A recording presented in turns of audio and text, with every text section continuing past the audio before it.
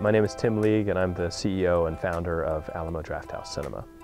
There was a theater on my way to work. I was working for Shell Oil at the time as an engineer, and I just knew that I didn't want to do that anymore, so I was looking for other options. I had a for lease sign on it, and a week later I signed the lease without any real planning or forethought or skills or experience. I was young at that time. I was 23 when we opened up the first theater. I didn't have any obligations. I wasn't married. I did come to grips with worst case scenario. So I thought about the idea, what if I fail? What would I lose if it went horribly awry? And I think being comfortable with that worst case scenario, and as long as you go into it knowing you're okay if everything turns out terribly, then fine, then go ahead and do it.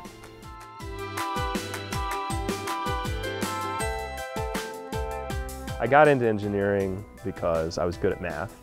I scored well in math and science, and I actually really enjoyed that part of the curriculum without really even thinking about the ramifications of a decision you make when you're 16 could end up being the career you have for a lifetime.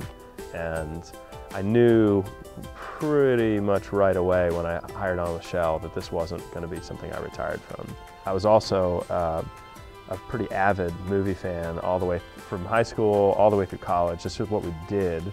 It just never dawned on me that that was anything more than what you did on the weekends. And so that was the light bulb or whatever that went off when I passed the theater. It's like, I think I can do this. An entrepreneur is somebody who follows their own dreams and creates their own future from their own passions.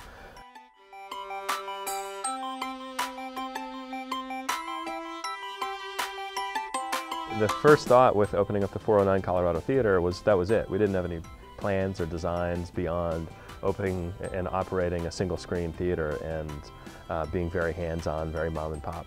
Just a chain of events happened that almost forced us into expansion in the first place. And I think once it started, then we got to see the potential of what we could do if it really did get quite a bit bigger.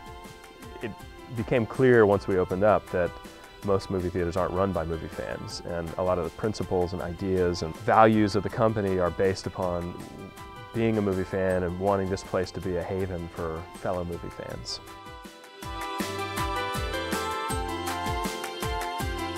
I like a particular type of movies. So Fantastic Fest was built out of my own personal tastes, and these are the types of movies I love.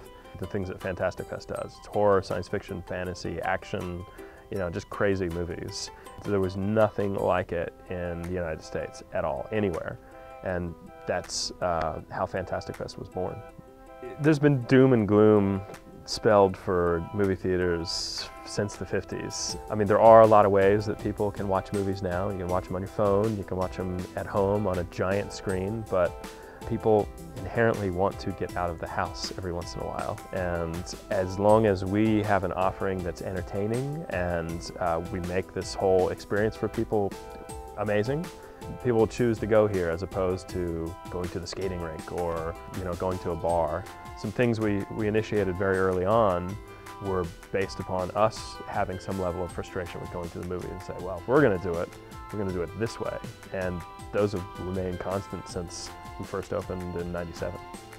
I think back to before I got into this, when I was with Shell, and that was only a couple years before I embarked on being an entrepreneur myself. It's not a casual commitment to follow sort of an entrepreneurial dream, but it's incredibly rewarding. I mean, I could never go back to working for somebody. I couldn't do it at this point.